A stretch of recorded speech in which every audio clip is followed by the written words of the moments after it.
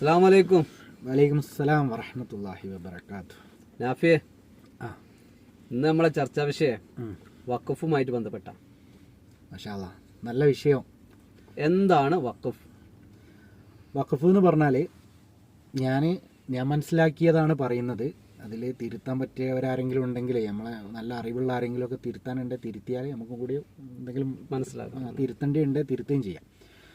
വഖഫ് എന്ന് പറഞ്ഞാൽ ഞാൻ മനസ്സിലാക്കുന്നത്, ഒരു വ്യക്തി, ആ വ്യക്തിയുടെ ഉടമസ്ഥതയിലുള്ള സ്വത്തുവകകൾ, അത് സ്ഥലമാവട്ടെ, ബിൽഡിംഗ് ആവട്ടെ, എന്തെങ്കിലും ഇത് ഇൻകമുള്ള, വരുമാനമുള്ള എന്തെങ്കിലും ആവട്ടെ, അത് അള്ളാഹുവിൻ്റെ പ്രീതി കാംക്ഷിച്ചുകൊണ്ട്, അള്ളാഹുവിൽ നിന്നുള്ള പ്രതിഫലം കാംക്ഷിച്ചുകൊണ്ട് അത് അള്ളാഹുവിന് വേണ്ടി മാറ്റിവെക്കുന്നതിനാണ് വഖഫ് എന്ന് പറയുന്നത്. ഈ സംവിധാനം, വഖഫ് പോലുള്ള സംവിധാനം മറ്റു മതങ്ങളിലും ഉണ്ടോ? ഒരുപാട്, എല്ലാ മതങ്ങളിലും ഇത്തരത്തിലുള്ള സംവിധാനങ്ങളുണ്ട് എന്നാണ് ഞാൻ മനസ്സിലാക്കുന്നത്.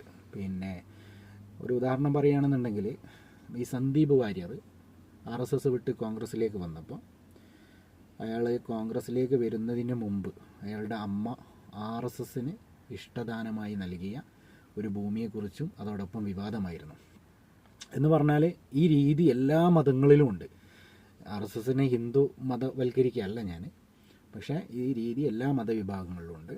ഹിന്ദു മതവിഭാഗങ്ങളിലുണ്ട്. അവരുടെ ദൈവത്തിൻ്റെ പ്രീതി കാംക്ഷിച്ചുകൊണ്ട് ഇഷ്ടദാനമായി സ്വത്തുവകകളൊക്കെ നൽകുന്ന രീതി ഹിന്ദു മതത്തിലുണ്ട്, ക്രിസ്ത്യൻ മിഷനറികളിലുണ്ട്, സിഖ് മതത്തിലുണ്ട്.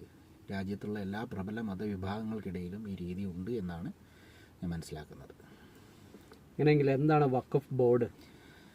വഖഫ് ബോർഡ് എന്ന് പറഞ്ഞാൽ, നമ്മൾ ഒരു കാര്യം മനസ്സിലാക്കേണ്ടത്, ഇത്തരത്തിൽ ദാനം ചെയ്യാനും അതനുസരിച്ച് ആ ദാനം കിട്ടിയ വസ്തുവകകൾ ഏതു കമ്മിറ്റിക്ക് പേരിലാണോ ദാനം കൊടുക്കുന്നത് അവർക്ക് ചെലവഴിക്കാനും, അവരുടെ ഉദ്ദേശശുദ്ധിക്കനുസരിച്ച്, അവരുടെ ഉദ്ദേശത്തിനനുസരിച്ച് അത് ചെലവഴിക്കാനൊക്കെയുള്ള അധികാരം നമ്മളുടെ ഭരണഘടന നമുക്ക് ഉറപ്പ് നൽകുന്നുണ്ട്. ഭരണഘടനയുടെ 26ാം അനുച്ഛേദം അതാണ് പറയുന്നത്. അങ്ങനെ കിട്ടുന്ന വസ്തുവകകൾ അത് കൈകാര്യം ചെയ്യുന്നതിന് സർക്കാർ സംവിധാനത്തോട് കൂടിയിട്ടുള്ള ഒരു ബോർഡാണ് വഖഫ് ബോർഡ് എന്ന് പറയുന്നത്. നിലവിലെ വഖഫ് ആക്ട് പ്രകാരമായി, അഥവാ ഇതര എന്ന് പറഞ്ഞാൽ ഭേദഗതിൻ്റെ മുമ്പ്, ഇപ്പോൾ ഭേദഗതി പ്രാബല്യത്തിൽ വന്നിട്ടില്ല, നിലവിലുള്ള ആക്ട് പ്രകാരം ഒരാളുടെ പേരിലുള്ള വസ്തു ഈ വഖഫ് ബോർഡ് അവകാശവാദം ഉന്നയിച്ചാൽ കോടതിയിൽ പോലും ചോദ്യം ചെയ്യപ്പെടാൻ പറ്റാത്ത രൂപത്തിൽ അവർക്ക് വിട്ടുകൊടുക്കേണ്ടി വരുമെന്നാണ് ബോർഡിന് വിട്ടുകൊടുക്കേണ്ടി വരുമെന്ന് സംഘപരിവാര ചാനലുകളും BJP പോലെയുള്ള രാഷ്ട്രീയ പാർട്ടികളും പ്രധാനമായും ഉന്നയിക്കുന്നത്. അതിൽ എന്തെങ്കിലും വസ്തുതയുണ്ടോ? ഇതിൽ ഒരു ആക്ട് ഭേദഗതി ചെയ്യുമ്പോൾ സ്വാഭാവികമായിട്ടും ഭരണകൂടം ഭേദഗതി ചെയ്യാൻ അവർ ഉന്നയിക്കും. മുമ്പുണ്ടായിരുന്ന നിയമത്തിൽ ഒരുപാട് പ്രശ്നങ്ങളുണ്ട്, അതുകൊണ്ടാണ് ഞങ്ങളിത് ഭേദഗതി ചെയ്യുന്നതെന്ന് പറഞ്ഞുകൊണ്ടാണ് ഏത് ഭരണകൂടവും ഒരു ആക്ട് ഭേദഗതി ചെയ്യാറുള്ളത്. അത്തരത്തിലുള്ള ഒരു കള്ളത്തരം മാത്രമാണ് ഈ സംഗതിയുള്ളത്. കാരണം എന്താണെന്ന് വെച്ചാൽ, രണ്ട് സംഗതികൾ ഇതിലേക്ക് സൂചിപ്പിക്കാനുള്ളത്. അങ്ങനെ വഖഫ് ബോർഡിന് ഏതൊരു വ്യക്തിയുടെ സ്ഥലത്തിന് പേരിലോ സ്വത്തുവകകൾക്ക് പേരിലോ ഒരു അവകാശവാദം ഉന്നയിക്കാം എന്നുണ്ട് എങ്കിൽ, അതിന് നമ്മളെ സ്വാതന്ത്ര്യാനന്തര ഭാരതത്തിൽ 10-20 വർഷക്കാലം നമ്മൾ ജീവിച്ചിട്ട്, അല്ലെങ്കിൽ 95-ന് ശേഷം ഇത്രയും കാലമായിട്ട് അത്തരം ഏതെങ്കിലും അവകാശവാദങ്ങൾ വഖഫ് ഉന്നയിച്ചതായിട്ട് നമ്മൾ മുമ്പിൽ കാണിക്കാൻ കഴിയില്ല. ഒന്ന്. രണ്ടാമത്തത് ഇതിൽ ഏറ്റവും പ്രധാനപ്പെട്ട സംഗതി എന്താണ്, വഖഫ് ബോർഡോ അതല്ലെങ്കിൽ വഖഫുമായി ബന്ധപ്പെട്ട പ്രശ്നങ്ങളിൽ തീരുമാനമെടുക്കാൻ കഴിയുന്ന അതോറിറ്റിയായ വഖഫ് ട്രൈബ്യൂണലോ കോടതിക്ക് മുകളിലല്ല, കോടതിക്ക് താഴെയാണ്. എന്ന് പറഞ്ഞാൽ ഈ ട്രൈബ്യൂണലുകൾ ഉണ്ടാവുന്നത് തന്നെ, ട്രൈബ്യൂണലുകൾ പറഞ്ഞാൽ വഖഫിന് മാത്രമൊന്നുമല്ല ഉള്ളത്, ഒരുപാട് മേഖലയിൽ ട്രൈബ്യൂണലുകളുണ്ട്. നമ്മൾ ഉദാഹരണത്തിന് പറയുകയാണെന്നുണ്ടെങ്കിൽ, ഒരു സംഘടനയെ നിരോധിച്ചു. അപ്പോൾ നമ്മൾ വാർത്തകളിലൊക്കെ കേട്ടിട്ടുണ്ട്, ട്രൈബ്യൂണൽ വിധി പറയും, ട്രൈബ്യൂണലിൽ അപ്പീലിന് പോയി എന്നൊക്കെ നമ്മളിങ്ങനെ കേട്ടിട്ടുണ്ട്. എന്ന് പറഞ്ഞാൽ ഇത്തരത്തിലുള്ള കോടതിയുടെ പുറത്തുനിന്ന്, കോടതിയിലെത്തുന്നതിന് മുമ്പ് ആ തർക്കങ്ങൾ പരിഹരിക്കാനുള്ള ഒരു അതോറിറ്റിയാണ് ട്രൈബ്യൂണൽ എന്ന് പറയുന്നത്. ഇത് വഖഫ് ബോർഡിനുണ്ട് ട്രൈബ്യൂണൽ. ഈ ട്രൈബ്യൂണലാണ് ഇത്തരം കേസുകൾ, ഉടമസ്ഥാവകാശ തർക്കങ്ങളൊക്കെ വന്നാൽ വിധി അതിൽ തീരുമാനമെടുക്കുക ട്രൈബ്യൂണലാണ്. ഈ ട്രൈബ്യൂണൽ എടുക്കുന്ന തീരുമാനത്തിൽ ആർക്കെങ്കിലും എന്തെങ്കിലും പരാതി ഉണ്ടെങ്കിൽ, ഈ രണ്ട് കക്ഷികളുണ്ടാകുമല്ലോ, വാദിയും ഉണ്ടാവും പ്രതിയും ഉണ്ടാവും. വാദിക്കോ പ്രതിക്കോ ഇതിൽ എന്തെങ്കിലും പരാതികളുണ്ടെങ്കിൽ അവർക്ക് കോടതികളെ സമീപിക്കാവുന്നതാണ്. എന്ന് പറഞ്ഞാൽ വഖഫ് ബോർഡോ വഖഫ് ട്രൈബ്യൂണലോ ഒന്നും തന്നെ ഇന്ത്യയുടെ ജുഡീഷ്യറിയുടെ മുകളിലല്ല, ജുഡീഷ്യറിക്ക് താഴെയാണ് എന്നുള്ളത്. ഏത് ആക്ഷേപത്തെയും നമുക്ക് കോടതിയിൽ പോയിട്ട് അതിൽ നീതി വാങ്ങിയെടുക്കാവുന്നതാണ് എന്നുള്ളതാണ് ഇതിൻ്റെ യാഥാർത്ഥ്യം. സംഘപരിവാര മാധ്യമങ്ങൾ ഉന്നയിക്കുന്ന വഖഫ് ബോർഡ് ഇങ്ങനെ ഒരു അവകാശം ഉന്നയിച്ചാൽ അത് സ്വത്ത് വിട്ടുകൊടുക്കേണ്ടി വരും എന്ന ഒരു ആരോപണം ശുദ്ധ കളവാണ് എന്നുള്ളതാണ് ഇതിൽ നിന്ന് മനസ്സിലാവുന്നത്. നിലവിൽ ഭേദഗതി കൊണ്ടുവരുന്നത് കൊണ്ട് മുസ്ലിം സമുദായത്തെ ബാധിക്കാൻ സാധ്യതയുണ്ടോ? ഞാൻ ഒന്ന് സംഘപരിവാരത്തിൻ്റെ ഉദ്ദേശശുദ്ധിയെ ആദ്യം തന്നെ ഞാൻ ചോദ്യം ചെയ്യാണ്. 100% ഇത് മുസ്ലിങ്ങളെ ബാധിക്കുന്ന പ്രശ്നമായിരിക്കും എന്നാണ് ഞാൻ മനസ്സിലാക്കുന്നത്. അതിൽ ഒന്നാമതായിട്ട് എനിക്ക് ചൂണ്ടിക്കാണിക്കാനുള്ളത്, ഈ നിലവിൽ മുസ്ലിം വഖഫ് ബോർഡിലല്ലാതെ ദേവസ്വം ബോർഡിലോ ഗുരുദ്വാരയിലോ ക്രിസ്ത്യൻ മിഷനറിയിലോ ഒന്നും ഈ ഭേദഗതി കൊണ്ടുവരുന്നില്ല, ഈ ആക്ടിൽ ഉള്ള ഭേദഗതി കൊണ്ടുവരുന്നില്ല. അതിൽ നമ്മൾ മനസ്സിലാക്കേണ്ടത്, അങ്ങനെ ഇത് വഖഫ് ബോർഡിനെ സംരക്ഷിച്ച് നിർത്താനോ ഉദ്ദേശശുദ്ധിയോട് കൂടിയിട്ടുമാണ് ഇത്തരം ഭേദഗതി കൊണ്ടുവരുന്നതെങ്കിൽ BJP ആദ്യം കൊണ്ടുവരേണ്ടത് ദേവസ്വം ബോർഡിലാണ്, അല്ലേ? ഹിന്ദു സമുദായത്തിനെ പ്രതിനിധീകരിക്കുന്ന പാർട്ടി എന്നാണല്ലോ അവർ പറയുന്നത്. ഹിന്ദു സമുദായത്തിന് അവകാശവാദം പ്രതിനിധീകരിക്കുന്നുണ്ടോ എന്നുള്ളതൊക്കെ വേറെ സംഗതിയാണ്. അപ്പോൾ അങ്ങനെ ഒരു ഭേദഗതി ഒരു സദുദ്ദേശത്തോടു കൂടി കൊണ്ടുവരികയാണെന്നുണ്ടെങ്കിൽ ആദ്യം കൊണ്ടുവരേണ്ടത് ഹിന്ദു സമുദായത്തിൻ്റെ ദേവസ്വം ബോർഡിലാണ്. ഏറ്റവും അവസാനമാണ് RSSന് ഒട്ടും ഇഷ്ടമല്ലാത്ത മുസ്ലിം സമുദായത്തിൻ്റെ വഖഫ് ബോർഡിലേക്ക് ഈ ഭേദഗതി കൊണ്ടുവരേണ്ടത്. അത് കൊണ്ടുവരുന്നില്ല എന്നുള്ളതിൽ തന്നെ നിലവിൽ മുസ്ലിം സമുദായത്തിൻ്റെ ഈ ആക്ടിൽ മാത്രമാണ് ഈ ഭേദഗതി കൊണ്ടുവരുന്നത് എന്നുള്ളത് തന്നെ ഇതിൻ്റെ ഉദ്ദേശശുദ്ധിയെ നമ്മൾ സംശയിക്കുന്നു. തീർച്ചയായിട്ടും ഇത് മുസ്ലിം സമുദായത്തെ ബാധിക്കുന്ന ഒന്നാണ് എന്നാണ് മനസ്സിലാക്കുന്നത്. രണ്ടാമത് ഒരു കാര്യം ഇതുമായി ചേർത്ത് പറയാനുള്ളത്, ഒരു ജില്ലാ കളക്ടറിലേക്ക് ഇതിൻ്റെ അധ്യക്ഷന് ഒരു ജില്ലാ കളക്ടറാവുകയും വഖഫ് ബോർഡിൻ്റെ അധ്യക്ഷൻ ഒരു ജില്ലാ കളക്ടറാവുകയും അവരുടെ മതോ ജാതിയോ ഒന്നും ഒരു പ്രശ്നമല്ല, അങ്ങനെ ഒരു ജില്ലാ കളക്ടറാവുകയും ഈ ജില്ലാ കളക്ടറിൽ ഇതിൻ്റെ പരമാധികാരം നിഷിദ്ധമാവുകയും ചെയ്യുന്നു എന്നുള്ള ഭേദഗതി ഇതുവരെയുള്ള വാർത്തകളിൽ നിന്നൊക്കെ നമുക്ക് മനസ്സിലാകുന്ന പ്രകാരം അങ്ങനെയാണ്. അങ്ങനെ വരുമ്പോൾ ഒരു ജില്ലാ കളക്ടർക്ക് തീരുമാനിക്കാൻ കഴിയും. പ്രത്യേകിച്ച് ഈ കാലഘട്ടത്തിൽ നമുക്കറിയാം, ഉത്തരേന്ത്യയിലല്ല കേരളത്തിൽ പോലും ഈ മുസ്ലിം സ്ഥാപനങ്ങൾക്ക് നേരെ നിരന്തരം അവകാശവാദങ്ങളുമായി RSS രംഗത്ത് വരുന്നുണ്ട്. അധികാരം പൂർണ്ണമായും RSSൻ്റെ കൈകളിലാണ്.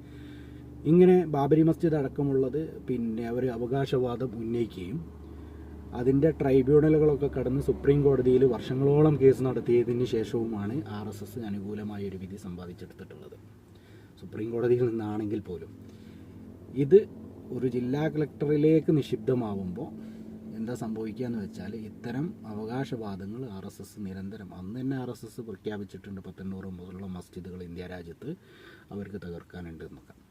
അപ്പോൾ ഇത്തരം ഭേദഗതി നിയമങ്ങൾ പ്രാബല്യത്തിൽ വരുന്നതോട് കൂടിയിട്ട് നമ്മളെ നാട്ടിലൊക്കെ ഉള്ള പള്ളികൾക്ക് നേരെ ഏതെങ്കിലും ഒരു RSSോ ഹിന്ദുത്വവാദിയോ സംഘപരിവാര പ്രവർത്തകനോ ഒക്കെ ഒരു ആരോപണം ഉന്നയിച്ച് ഇത് ഇത് അമ്പലമായിരുന്നു എന്നോ ഇത് എൻ്റേതായിരുന്നു എന്നൊക്കെ പറഞ്ഞുകൊണ്ട് ഇത് ഒരു കേസായി മുമ്പോട്ട് പോവുകയാണെങ്കിൽ ഒരു ജില്ലാ കളക്ടർക്കോ RSS നോമിനികളായിട്ടുള്ള കുറച്ച് ഓഫീസർമാർക്കോ അവർക്ക് തീരുമാനിക്കാൻ കഴിയുന്ന തരത്തിലേക്ക് ഒരു ഭേദഗതിയാണ് വരുന്നത് എന്നാണ് മനസ്സിലാക്കുന്നത്. ഇത് ഒട്ടും സദുദ്ദേശത്തോടു കൂടിയല്ല, ദുരുദ്ദേശത്തോടു കൂടിയാണ്. മുസ്ലിം സമുദായത്തെ ഇത് വലിയ തോതിൽ ബാധിക്കുമെന്നുള്ളത് 100% ഉറപ്പായിട്ടാണ് ഞാൻ മനസ്സിലാക്കുന്നത്. അതുപോലെ തന്നെ മുനമ്പം ഭൂമിയിൽ നിന്ന് പാവപ്പെട്ടവരെ കുടിയിറക്കപ്പെടുമെന്നുള്ള ഒരു ആരോപണം ഉണ്ടല്ലോ, അതിൽ എന്തെങ്കിലും വസ്തുത ഉണ്ടോ? മുനമ്പം ഭൂമി അതിൻ്റെ രേഖകളൊക്കെ വെച്ച് മനസ്സിലാക്കാൻ പറ്റുന്നത്, നമ്മളത് രേഖകൾ പരിശോധിച്ചിട്ടൊന്നല്ല, സംഘടനകളും രാഷ്ട്രീയ പാർട്ടികളും ഒക്കെ അവരുടെ പ്രസ്താവനകളിൽ നിന്നൊക്കെ നമുക്ക് മനസ്സിലാക്കാൻ പറ്റുന്നത്, മുനമ്പം ഭൂമി ഫറൂഖ് കോളേജിൻ്റെ വിദ്യാഭ്യാസ ആവശ്യങ്ങൾക്ക് വേണ്ടിയിട്ട് വർഷങ്ങൾക്ക് മുമ്പ് ആ പ്രദേശത്തുകാരായ ചില ആളുകൾ വഖഫ് ചെയ്ത ഭൂമിയാണെന്നാണ് നമുക്ക് മനസ്സിലാക്കാൻ പറ്റുന്നത്. ആ നിലയ്ക്ക് ആ ഭൂമി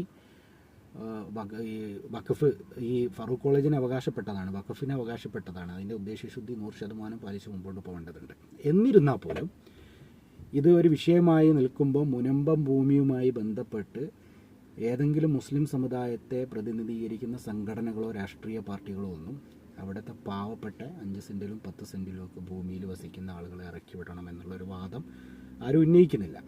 മാത്രമല്ല അതിന് സർക്കാർ, അവരുടെ കാര്യത്തിൽ സർക്കാർ ഒരു തീരുമാനം എടുക്കണമെന്ന് മാത്രമാണ് മുസ്ലിം സമുദായത്തിലുള്ള എല്ലാ സംഘടനകളും ആവശ്യപ്പെട്ടിട്ടുള്ളത്.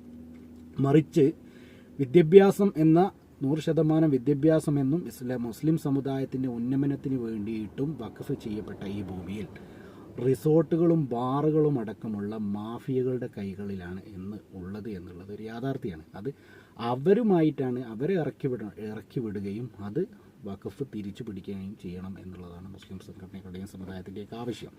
അല്ലാതെ അവിടെ 5 സെൻറ്റിലോ 10 സെൻറ്റിലോ വീട് വെച്ച ആളുകളുടെ കാര്യത്തിലല്ല. ഇതിൽ തീർത്തും പേഴ്സണലി വ്യക്തിപരമായ എൻ്റെ അഭിപ്രായം, ഇതൊരു സംഘടനയുടേതോ അത് മുസ്ലിം കമ്മ്യൂണിറ്റിയുടെയോ അഭിപ്രായമല്ല.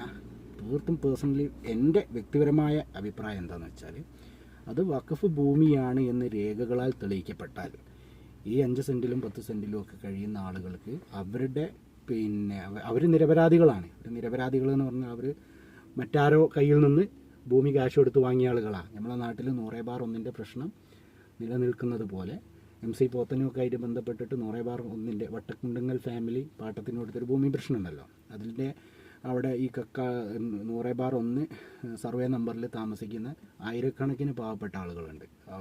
ഭൂമി അന്യാതീതമായി ആരോ കൈക്കലാക്കിയിട്ട് ഇവർക്ക് പൈസക്ക് വിറ്റതാണ്. ഇതുപോലെ മുനമ്പത്തും അവിടെ ഉള്ള പാവപ്പെട്ട ആളുകളുടെ കാര്യത്തിൽ സർക്കാർ അതിലൊരു തീരുമാനം എടുക്കണം. അവരെ പുനരധിവാസം നടപ്പാക്കണം എന്ന് എൻ്റെ അഭിപ്രായം. അതിലും നല്ല സ്ഥലം ഗവൺമെൻറ് മറ്റെവിടെയെങ്കിലും കൊടുത്ത് ഇത് വഖഫ് ചെയ്യപ്പെട്ട ഭൂമി അതിൻ്റെ ഉദ്ദേശശുദ്ധി സംരക്ഷിച്ചുകൊണ്ട് വഖഫായിട്ട് തന്നെ സ്ഥിരീകരിച്ച് മുമ്പോട്ട് കൊണ്ടുപോവുകയും അവിടുത്തെ പാവപ്പെട്ട ജനങ്ങൾക്ക് അവർക്ക് സംതൃപ്തമാവുന്ന തരത്തിൽ സർക്കാർ ഇടപെട്ട് തീരുമാനമെടുക്കണമെന്നോ, ഇതിൻ്റെ ഇടയിൽ നിന്ന ആളുകൾ വഖഫ് കൈകാര്യം ചെയ്ത ആളുകളായാലും, അതായത് രാഷ്ട്രീയ പാർട്ടിയോ രാഷ്ട്രീയമൊന്നും നോക്കാതെ തന്നെ വഖഫ് കൈകാര്യം ചെയ്ത് ഇത് ഭൂമാഫിയക്ക് വിറ്റോ അതല്ലെങ്കിൽ അവർക്ക് അതീതപ്പെടുത്താൻ ആവശ്യമായ കാര്യങ്ങൾ ചെയ്ത ആളുകൾക്കെതിരെ കർശനമായ നടപടി സ്വീകരിക്കണമെന്ന്, അവരുടെ സ്വത്തുവകകൾ കണ്ടുകെട്ടിയിട്ടായിരിക്കണം ഈ പാവപ്പെട്ട ആളുകൾ പുനരധിവാസം നടപ്പിലാക്കുകയും ചെയ്യേണ്ടത് എന്നുള്ളതാണ് ഈ വിഷയത്തിൽ എൻ്റെ അഭിപ്രായം. അത് തീർത്തും എൻ്റെ പേഴ്സണൽ അഭിപ്രായം മാത്രമാണ്.